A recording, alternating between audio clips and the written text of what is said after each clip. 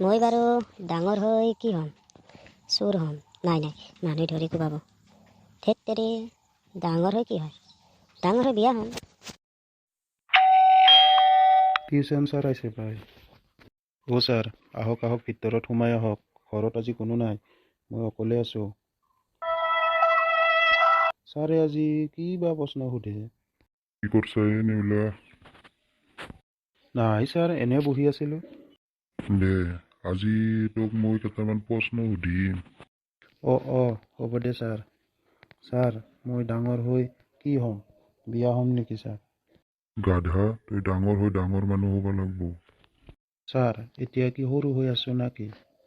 নহয়, তই ডাঙৰ হৈ ডাক্তৰ নতুবা ইঞ্জিনিয়াৰ হ'ব লাগব। হ'ম দে ছাৰ।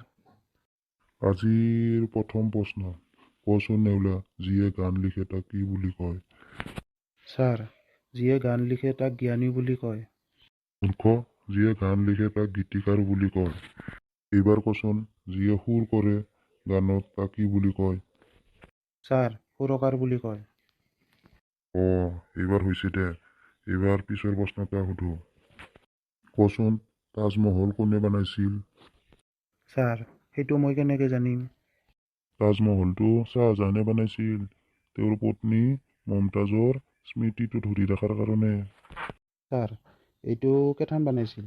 তাজমহল বনাওঁতে তোৰ মোৰ জন্মই হোৱা নাছিল। তেনেহ'লে কিয় প্ৰশ্ন কৰিছে, যেতিয়া মোৰ জন্মই হোৱা নাছিল? অতীতৰ কথাবিলাক আমি সকলোৱে জানিব লাগে। ছাৰ, অতীতৰ কথা মই নাজানো। বৰ্তমানৰ প্ৰশ্ন এটাকে সুধো আপোনাক। প্ৰশ্ন সুধবি, দেচোন দে, কি প্ৰশ্ন সোধা মোক আজি? ছাৰ, কচোন মোৰ GF-ৰ নামটো কি? গাধা, মই কেনেকে জানিম সেইটো? ছাৰ, আপুনিও যে অতীতৰ কথা মাখা চব জানে, কিন্তু বৰ্তমানৰ কথা একো নাজানে। মই বৰ্তমানৰ কথাহে সুধছোঁ। কি যে পাগল চলি ইটো। এনে ছাত্ৰক পঢ়ালি মোৰো মাথাটা যিখিনি ভালে আছিল সেইখিনিও বেয়া হ'ব। মই নপঢ়াং তোক আজি বাৰে, মই যাওঁ আৰু। থাক তুই, ভালকে পঢ়বি। ভিডিঅ'টো চোৱাৰ বাবে অশেষ ধন্যবাদ। আমাৰ এই ভিডিঅ'টো লাইক, কমেণ্ট, ছাবস্ক্ৰাইব কৰি আমাৰ এই চেনেলটো আগবঢ়াই নিব বুলি আশা ৰাখিলোঁ। ধন্যবাদ।